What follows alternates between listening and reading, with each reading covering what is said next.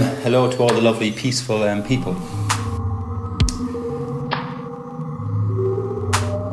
How am I the idea of two and more if there is only one? How are you the idea of two and more if there is only one?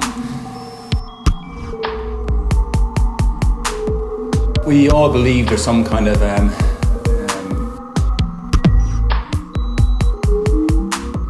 something more powerful than each individual person, and something extremely powerful running our universe.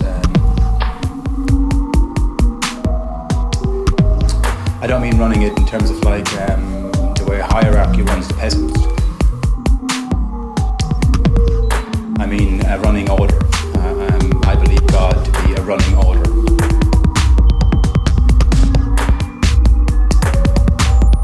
Okay, a mechanic in motion, a complex mechanic in motion.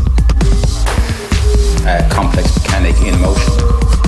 But if there is only one almighty everything, one almighty entity, we have why am I here, why are you here, why are we aware that we exist, and how did we come about? I mean, surely we weren't put here just to serve some big magical entity. I mean, the purpose would be ridiculous. How is there one in relation to the many? Okay, well, we have millions of planets, an infinite number of planets, an infinite number of insects, an infinite number of substances. We have millions of people, probably more than likely there's millions of other life forms out there, from bacteria as far as transcendental entities. Who knows? It's a big universe. The one thing we do know though is that everything seems to have an atomic foundation. Okay, whether it's the sun or Mars or as far out as the eye has reached so far into the vacuum of space. The infinite number of stars we can see in the sky, they're all burning. They're all made of a matter of sorts. And if there's a matter of sorts there, well then, when we sort it out, we realize it breaks down to an atomic structure. Hence, we understand the universe to be, atomic in one form or another. So one foundation, one governing foundation would suggest maybe one thing, the thing in itself, as Immanuel Kant called the thing in itself. What was this God, this X? I like to think of it as X, the unknown. What was this one thing? What was this one thing coming forward? How is it motioning forward? How is it evolving, modifying, morphing, etc.? How is it coming forward? On the back of what is this one entity coming forward? How are we related to it? How are we part of this one entity? Because if it is only one, then we are all part of this one. Therefore, I don't actually have a separate identity.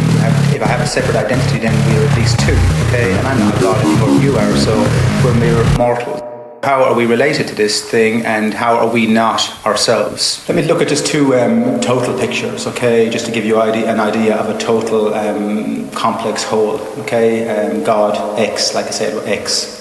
I like the name God, but X, it's not God with wings and all that nonsense and magic wands. It's just, like I said, it's a complex motion in order of its own play, becoming what it can be when it's fully realized. We have to look at how the mind is lined up with the universe, and we have to look at the mind in relation to a priori structures that are inherent in the mind, innately written into the mind. So, which part of me is me? Like I said, so I can pull off a piece of skin, but if I break off the piece of skin, I can keep breaking it until the skin is gone and it becomes an ethereal substance, kind of the pure fabric that makes up reality. Now, the mind is in this complex position. It's aligned. We were fish one time, and now we're aligning ourselves to these complex positions.